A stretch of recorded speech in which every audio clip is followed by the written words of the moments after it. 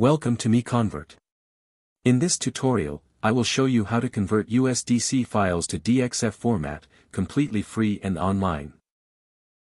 Open your browser and search for USDC to DXF MiConvert.com. Click on the first result to go straight to the converter. You are now on the USDC to DXF converter page. The interface is clean and easy to use.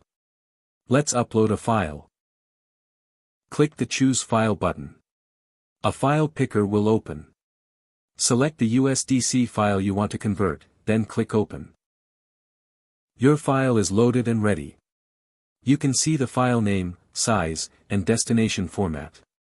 Click Convert now to start the conversion.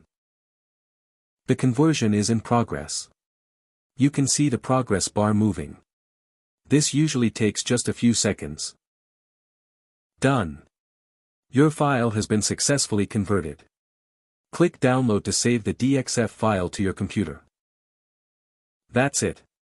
Visit MiConvert.com for more free conversion tools. Subscribe for more tutorials.